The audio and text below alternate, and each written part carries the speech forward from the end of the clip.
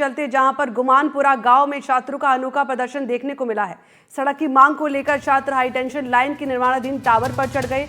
अपनी मांगों को लेकर 1 घंटे तक टावर पर यूं ही चढ़े रहे छात्र। पुलिस और छात्राओं ने परिजनों के इस घटना पर छात्रों को अब समझाइश दी है, तो अभिभावकों की समझाइश के बावजूद छात्र 1 घंटे तक टावर से टस से मस नहीं हुए। हालांकि 1 घंटे तक ऊपर चढ़े रहने के बावजूद पुलिस के गांव तक पहुंचने से पहले ही नीचे उतरा। छात्रों का कहना है कि उनके गांव में काकोट तक आने वाले 3 रास्तों पर कीचड़ और पानी भरा रहता है। यही नहीं, एक रास्ते में तो वन विभाग का क्लोजर होने के चलते वहां वन प्राणियों का खतरा भी बना रहता है। तो छात्राओं का कहना है कि विद्यालय के समय परिवर्तन के बाद तो उन्हें छुट्टी के बाद घर पर पहुंचने तक अंधेरा हो जाता है।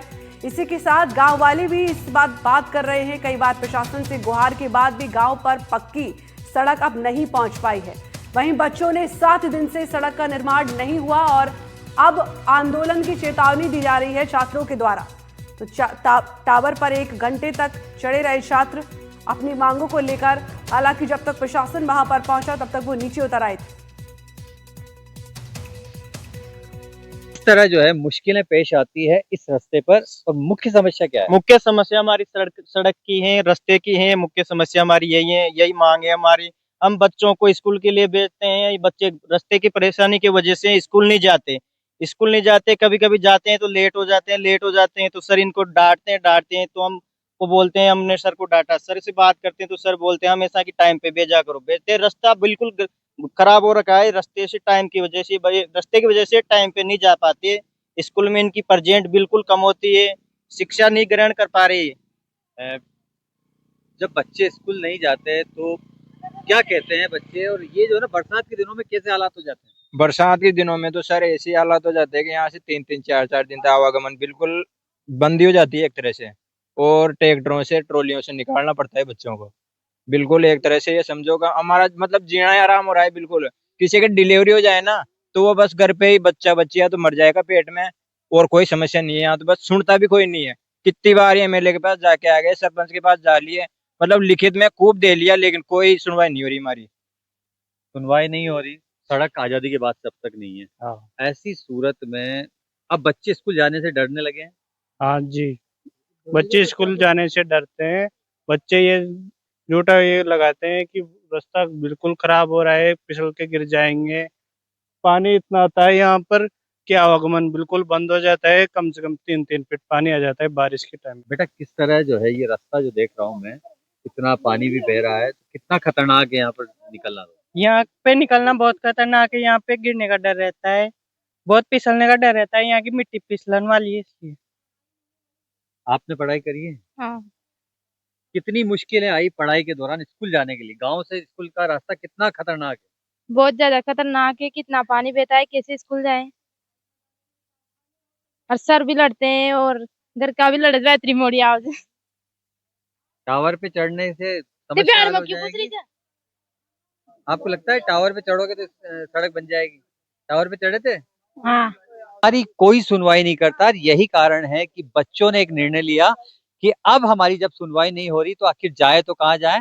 राम भी रूठा हुआ है, राज भी रूठा हुआ है। आजादी के बाद भी जो है इस गांव में जाने के लिए सड़क नहीं है, और इन कच्चे रास्तों से मुश्किलों का सफर शिक्षा से लेकर स्वास्थ्य से लेकर हर जगह करना पड़ता है। तो ऐसी सूरत में अब उम्मीद की जा रही है कि क्या इन बच्चों की मांग राजस्थान के मुख्यमंत्री या तमाम महकमे सुन पाएंगे? क्या इस गांव में सड़क बन पाएगी? एक बड़ा सवाल है। कैमरामैन रोहित के साथ रविश टेलर, एनडीटीवी, टोंक। और खबर पर और ज्यादा जानकारी के साथ हमारे सहयोगी रविश टेलर हमारे साथ लाइव जुड़ गए हैं। रविश, ये छात्र टावर पर चढ़ गए थे और अब नीचे भी उतर आए हैं, क्या है इनकी मांगे? देखिए, आजादी के बाद से लेकर आज तक जहां मैं मौजूद हूँ, गुमानगंज जो गांव है सामने दिखाई दे रहा है, उससे पहले ऐसे कई जगह जो है जो कच्चा रास्ता दिख रहा है, जहाँ कीचड़ है, पानी है। वो जो रास्ता है कठिन डगर से होकर बच्चों को जो है स्कूल जाना पड़ता था। स्वास्थ्य सेवाओं में दिक्कत आती थी। लेकिन सबसे बड़ी बात यह है कि जब इनके बुजुर्गों की, इनके घर वालों की भी बात नहीं सुनी गई, तो उसके बाद इन बच्चों ने, जो ये छोटे छोटे बच्चे हैं, इन्होंने स्वतः ही एक निर्णय लिया कि कैसे भी करके जो है हम अपनी बात सरकार तक पहुंचाएं। क्या मांग थी? बच्चे चढ़ गए।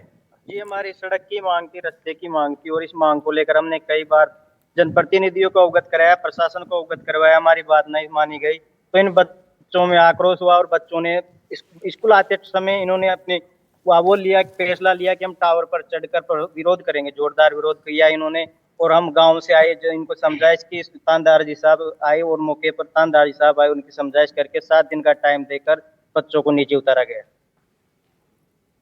देखिए, आप देख सकते हैं कि जो है इस तरह का जो रास्ता है जिस पर होकर जो है ये रास्ता जो है गांव जाता है, और ये कीचड़ भरा एक जगह नहीं है। हम यहाँ मौके पे मौजूद हैं, लेकिन सबसे महत्वपूर्ण बात है कि इस तरह के रास्ते में बीच में कई जगह इस तरह के पेच हैं। लगभग 3 किलोमीटर का रास्ता है, एक जंगली क्षेत्र है, यानी कि वन विभाग के क्लोजर से भी जो है लोगों को जाना पड़ता है। और सबसे महत्वपूर्ण बात है कि किस तरह दिक्कतें आती है आप लोगों को। हम कहीं भी जाते हैं, पढ़ने के लिए जाते हैं, तो हम यहाँ से सुबह 7 बजे के लिए रवाना होते हैं। मैं वहाँ पहुँचते पहुँचते 9 बज जाती है। उधर हमारी कई बार एब्सेंट भी लग जाती है। अच्छा, घर पर आकर डांट भी मिलती है आप लोगों को? हम शाम को हमारी 4 बजे छुट्टी लगती है, हम 6:30-7 बजे घर पे आके पूछते हैं, हमें लड़ते हैं कि इतनी लेट कैसे आते हो। अच्छा, लेट कैसे आते हो, इसकी भी शिकायत होती है घर वालों को। अच्छा, इतनी बड़ा मुश्किल रास्ता है, जंगल है, आप देख सकते हैं कि तस्वीरें बता रही बेटा किस तरह डर लगता है जंगल से गुजरने में।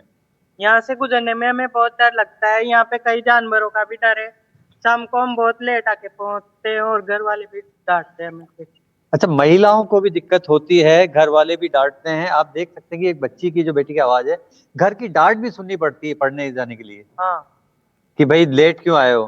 हाँ, लेट आते हैं और स्कूल नहीं जाते कई बार कीचड़ की वजह से, तो घर वाले भी डांटते हैं। घर वाले भी और वहां जाके फिर टीचर भी डांटते हैं अगर लेट हो जाते हैं तो। आपने टावर पे चढ़ने का जो निर्णय लिया, इससे क्या उम्मीद है कि आपकी मांग जो है अब सरकार सुन लेगी, सड़क बन पाएगी आपको? हाँ, हमें उम्मीद है कि अगर सरकार हमारी मांग सुन लेगी टावर पे चढ़ने से। और अगर नहीं सुनी तो? हम वापस चढ़ेंगे। नहीं तो, लेकिन ये तो खतरनाक भी है ना बेटा, कि भाई आप टावर पे चढ़ के अपनी जान भी तो जोखिम में डाल रहे हो। खतरनाक हो पर चाहे मरना है मंजूर हो, पर हम वापस चढ़ेंगे अगर मांग नहीं।